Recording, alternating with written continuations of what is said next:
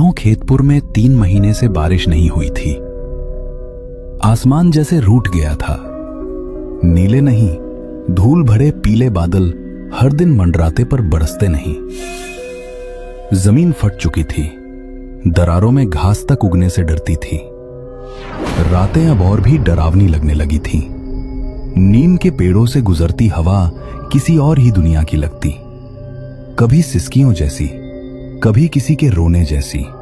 दूर कहीं कोई कुत्ता भौंकता तो पूरा गांव ठहर जाता। धीरे धीरे लोगों के दिलों में अंधविश्वास ने पांव पसार लिए। किसी ने कहा देवी कालिका हमसे नाराज हो गई हैं। किसी ने गांव पर शाप दिया है। हर शाम जब सूरज ढलता और धूल उड़ती, गांव के चौपाल पर वही बातें दोहराई जाती। उसी गांव के सिरे पर जहां कच्ची पगडंडी खत्म होकर जंगल की झाड़ियों में समा जाती थी, वही रहती थी सावित्री। एक झुर्रियों से भरा चेहरा, सफेद बालों का जूड़ा और आंखों में ऐसा अजीब सन्नाटा जैसे सब कुछ देख चुकी हो। कभी लोग उसे प्यार से वैद्यमय कहते थे। हर घर में उसका नाम इज्जत से लिया जाता। किसी को बुखार होता तो उसकी जड़ी बूटी काम आती। किसी औरत को प्रसव पीड़ा होती तो सावित्री ही दाई बनकर जान बचाती। रात का तीसरा पहर था। बाहर हवा नीम के पत्तों में फंसकर कराह रही थी। अंदर झोपड़ी में दिया कांप रहा था। रूपा की चीखें मिट्टी की दीवारों से टकराकर गूंज रही थीं। थोड़ा और दम रख बेटी, देवी कालिका तेरे साथ है। बाहर खड़े लोग दीवारों के आर पार सिर्फ आवाजें सुन पा रहे थे। फिर एक पल आया, सब कुछ शांत हो गया। बस बच्चे की पहली रोने की आवाज गूंजी। दरवाजा खुला, सावित्री बाहर निकली, गोद में नवजात। चेहरे पर थकान थी, पर आंखों में एक कोमल सुकून। लेकिन उसी पल किसी ने झोपड़ी के भीतर झांका। रूपा निष्प्राण पड़ी थी, आंखें खुली, होठ नीले और बिस्तर पर खून सूख चुका था। 1 सेकंड की चुप्पी के बाद, रूपा मर गई है भगवान, रूपा मर गई। देवी कालिका नाराज हो गई है। सावित्री ने ही कुछ किया है। चुड़ैल है ये, इसने देवी को अपमानित किया है। तू ही थी वहां सावित्री, तू ही थी जब रूपा चीख रही थी। हमने तुझ पर भरोसा किया था और तूने मेरी बहू को मार डाला। मुखिया जी, मैंने कुछ नहीं किया। रूपा की सांसें कमजोर थी, उसका शरीर थक चुका था। मैंने तो बस देवी का नाम लेकर उसका दर्द कम करने की कोशिश की।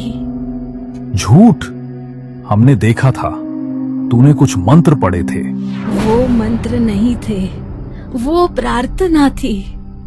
हर जन्म कठिन होता है और मैंने तो हमेशा बच्चों को जिंदगी दी है। तो फिर ये मर कैसे गई? देवी नाराज क्यों है? देवी नाराज नहीं है, तुम हो गए हो अंधे। जिस देवी के नाम से जन्म को पूजा जाता है, उसी देवी के नाम पर तुम ये सब कह रहे हो। बोलना बंद कर। तेरे झूठे मुंह से देवी का नाम मत ले। तेरी दवाओं ने मेरी वंश की जोत बुझा दी। तू चुड़ैल है, तूने श्राप दिया। सच में जिंदा है और कौन मरा हुआ। लेकिन किसी ने उसकी बात नहीं सुनी। उसकी झोपड़ी में आग लगा दी गई। लपटों में जलते उसके औषधियों की खुशबू धुएं में घुल गई और उसी के साथ उसकी जिंदगी भी गांव से बुझ गई। वो धीरे धीरे अंधेरे में चली गई, उसी रास्ते से जहां जंगल शुरू होता था। वो जंगल जिसके बीच पुराना काली का मंदिर था, जहां सिर्फ धूल और मकड़ी के जाले थे। हवा ठंडी थी और नीम के पत्ते सिसक रहे थे, मानो वो सावित्री के दर्द को सुन रहे हों। उसने मंदिर के नीचे की जमीन पर एक गड्ढा खोदा। उसकी उंगलियां मिट्टी में गड़ रही थीं और हर खुरच के साथ उसका गुस्सा और गहरा होता जा रहा था। गांव वालों की बातें, वो चुड़ैल के ताने, वो इल्जाम कि उसने देवी कालिका को नाराज किया, उसके कानों में गूंज रहे थे। मुखिया, तुमने मेरा सच जलाया। गांव वालों, तुमने मेरी इज्जत मिट्टी में मिलाई। मैंने जन दिए, जाने बचाई, और तुमने मुझे चुड़ैल कहा। अब देखो, ये मिट्टी तुम्हारा सच निगल देगी। उसने पुतले को गड्ढे में रखा और इसके ऊपर मिट्टी डालने से पहले उसकी छाती पर कोयले से लिखा, तेरा सुख मेरी प्यास। उसकी आंखें जल रही थीं, लेकिन आंसू नहीं थे, बस एक ठंडी डरावनी चमक। उसने काले धागे को और कसकर बांधा और फिर मिट्टी से गड्ढा भर दिया। हर मुट्ठी मिट्टी के साथ वो फुसफुसाती रही, लेकिन उसकी आवाज में प्रार्थना नहीं, अभिशाप था। जो मेरे साथ किया वो तुम्हें लौटेगा। ये मिट्टी तुम्हारी सांस चुराएगी, तुम्हारे खेत सड़ेंगे, तुम्हारा घर राख होगा। देवी मेरी साक्षी है, और तुम्हारा अंत मेरा बदला। उस रात हवा कुछ और ठंडी थी। नीम के पत्ते पहले कभी इतनी जोर से नहीं हिले थे। अगली सुबह से मुखिया के घर में हवा ही बदली हुई सी लगने लगी, वैसी हवा जो रूह तक हिला दे। घर में अजीब सी बदबू फैली रहती थी, मानो कोई मरा हुआ जानवर पड़ा हो। उस दुर्गंध की वजह से मुखिया और भी परेशान रहने लगा। धीरे धीरे मुखिया के खेत भी सड़ने लगे, सूखे, मुरझाए, जिन पर मक्खियां भिनभिनाने लगी। एक दिन अचानक उसके घर की गाय भैंसें भी बहुत बुरी हालत में पाई गई, मानो कई महीनों से बीमार हों। उनके शरीर पर कीड़े पड़ने लगे थे। और लता, मुखिया की पत्नी, उसकी तबीयत नीम की छाया सी पसरी रही। पहले हल्की थकान, फिर धीरे धीरे बाल झड़ना शुरू हुआ। तकिए पर काले तारों की तरह गिरा उनका ढेर किसी पुरानी हवा की कहानी सुनाता। एक एक कर उसके हाथों पर गोल गोल नीले हरे निशान उभरने लगे। ना तो आम जख्म, जैसे किसी ने छोटे छोटे सिक्के उसकी त्वचा में ठोंक दिए हों। जब कोई उन्हें छूने की कोशिश करता, हाथ ठंडे पड़ जाते, मानो मरे हुए धातु को छू लिया हो। रातें भयानक हो गईं। हर 3-4 घंटे पर लता चीख कर उठती। उसकी आवाज में इंसानी आवाज की परत टूटकर कुछ और ही निकलता। कभी वो बमुश्किल शब्दों में पुकारती,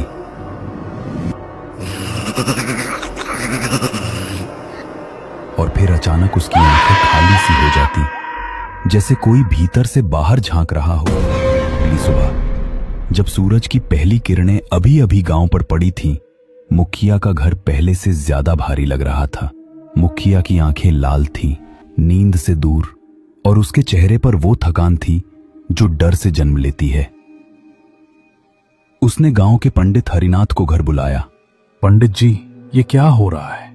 मेरे घर में मौत की छाया क्यों मंडरा रही है? वो बदबू, वो कीड़े, लता की हालत, सब कुछ सड़ रहा है। पंडित हरिनाथ ने अपनी माला घुमाई, आंखें बंद की और फिर धीरे से खोली। उन आंखों में अंधेरा था, जैसे कोई पुराना रहस्य बाहर आने को बेचैन हो। मुखिया जी, ये कोई साधारण बात नहीं, किसी ने काला जादू किया है। हाँ, काला जादू जो रूहों को जगाता है, जीवनों को चूसता है। काला जादू? कौन कर सकता है ऐसा? सावित्री, वो चुड़ैल, क्या वो? चुप, नाम मत लो उसका। वो नाम ही अब अभिशाप है। एक छाया, काली और ठंडी, जो तुम्हारे घर के चारों ओर घूम रही है। उसने कुछ दफनाया है। हाँ, उसका पुतला, उसके बाल और उसके कपड़े मंदिर के नीचे, पुराने कालिका मंदिर के नीचे, जहां जड़ें जमीन को चीरती हैं। मंदिर के नीचे? हे भगवान, क्या होगा अगर हमने निकाला नहीं? पंडित जी, पूर्णिमा से पहले अगर उसे निकाला नहीं गया तो मौत निश्चित है। नहीं सिर्फ लता की, तुम्हारी, तुम्हारे बच्चों की, पूरे घर की। वो जादू फैलेगा जैसे जहर की बेल, जो सबको लपेट लेगी।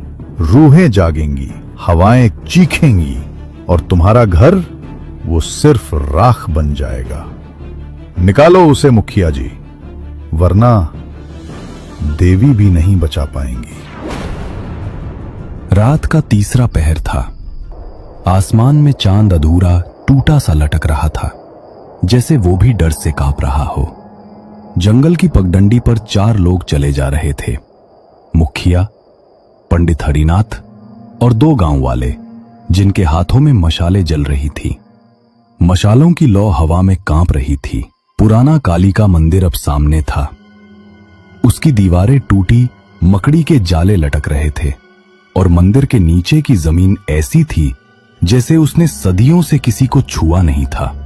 पंडित हरिनाथ ने माला घुमाई, मंत्र पढ़े और फिर मंदिर की सीढ़ियों के पास रुका। यही है, यही वो दफन है। ये जमीन चीख रही थी, खोदो, जल्दी खोदो वरना वो रूह जाग जाएगी। मुखिया का चेहरा पसीने से तर था। उसकी आंखें डर और गुस्से से लाल थीं। उसने रामू और श्याम को इशारा किया और दोनों ने कुदाल उठाकर जमीन खोदना शुरू किया। मिट्टी सूखी थी, लेकिन हर कुदाल के साथ एक अजीब सी गंध उठ रही थी, सड़ांध, जैसे कोई मरा हुआ जीव वहां दफन हो। हवा अब और तेज हो गई। नीम के पत्ते सरसराने लगे। रामू और श्याम के चेहरे पर डर साफ झलक रहा था। उनके हाथ कांप रहे थे और हर बार जब कुदाल जमीन में गड़ती, उनकी आंखें चारों ओर देखती, जैसे कोई छाया उनकी पीठ पर सांस ले रही हो। अचानक कुदाल किसी सख्त चीज से टकराई। एक ठनक की आवाज गूंजी और सबके दिल थक से रह गए। रामू ने कुदाल फेंक दी और पीछे हट गया। श्याम ने मशाल पास की और मिट्टी के बीच कुछ दिखा। एक कपड़े में लिपटा हुआ मिट्टी का पुतला। उसका आकार छोटा था, लेकिन उसकी बनावट ऐसी थी जैसे कोई इंसान की नकल हो। पुतले के सिर पर लता के काले बाल चिपके थे और उसका शरीर लता के पुराने दुपट्टे में लिपटा था। सबसे डरावना था उसका गला, एक काला धागा जिसके बीच में लाल मोती टंगा था, जैसे खून का कतरा। और पुतले की छाती पर किसी ने कोयले से लिखा था, तेरा सुख मेरी प्यास।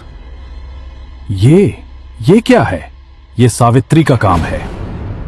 उस चुड़ैल ने मेरे घर को बर्बाद कर दिया।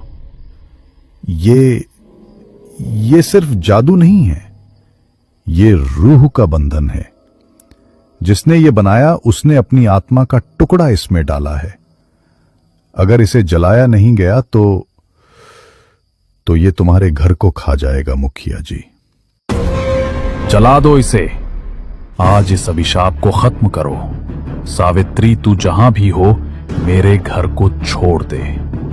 लेकिन जैसे ही मशाल की लौ पुतले को छूने वाली थी, हवा रुक गई। मुखिया की आंखों में अब सिर्फ डर नहीं, बल्कि एक गहरा अपराध बोध झलक रहा था। पुतला जमीन पर पड़ा था और काले धागे का लाल मोती चमक रहा था, मानो वो हंस रहा हो। जैसे ही मुखिया ने पुतले को उठाकर तोड़ने की कोशिश की, मंदिर के अंदर से एक आवाज गूंजी, तुम्हारा अंत मेरा उसी बदला। पल मशाल की लौ कांप कर बुझ गई। अधेरा ऐसा छाया जैसे जंगल ने सब कुछ निगल लिया हो। पंडित हरिनाथ की माला जमीन पर गिर पड़ी और उसकी सांसें रुक गईं। रामू और श्याम पहले ही भाग चुके थे।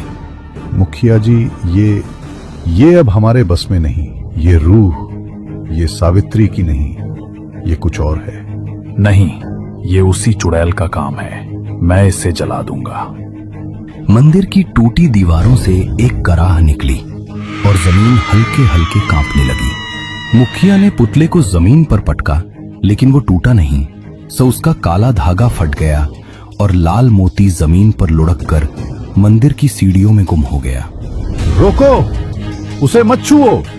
ये अभिशाप अब तुम्हारे खून में उतर चुका है। भागो यहां से मुखिया जी, भागो। लेकिन मुखिया ने उसकी बात नहीं सुनी। वो पुतले को उठाकर मंदिर के बाहर की ओर दौड़ा, जैसे उसे आग में झोंक देना ही एकमात्र रास्ता हो।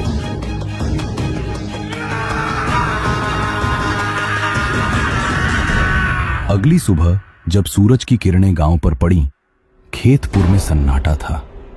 मुखिया के घर से चीखें गूंजी। लता की लाश पलंग पर पड़ी थी। उसकी आंखें खुली थीं, लेकिन उनमें कोई जिंदगी नहीं थी। उसके होठ नीले पड़ चुके थे और उसके हाथों पर वो नीले हरे निशान अब और गहरे हो गए थे, मानो किसी ने उसकी त्वचा में जहर घोल दिया हो। उसके पास पलंग पर वही मिट्टी का पुतला पड़ा था, लेकिन अब उसका गला गायब था। पुतले की छाती पर लिखा, तेरा सुख मेरी प्यास, अब धुंधला पड़ गया था, जैसे कोई उसे मिटाने की कोशिश कर चुका हो। लेकिन सबसे भयानक थी वो जगह जहां पुतले का गला होना चाहिए था। वहां एक गहरा काला दाग था, जैसे किसी ने उसे जलाकर राख कर दिया हो। मुखिया कोने में बैठा था, उसका चेहरा पत्थर की तरह सख्त, लेकिन आंखें खाली। उसके हाथों में अब भी मिट्टी के कुछ टुकड़े चिपके थे, पुतले की मिट्टी। वो बड़बड़ा रहा था, लेकिन उसके शब्द समझ से परे थे। मैंने सिर्फ अपने घर को बचाना चाहा। सावित्री, तूने मेरे साथ ये क्या किया? उस दिन के बाद से खेतपुर में कोई भी नीम के पेड़ों के नीचे रात को नहीं जाता, जैसे कोई पुरानी रूह अभी भी जंगल में घूम रही हो, अपने अधूरे बदले को पूरा करने के लिए।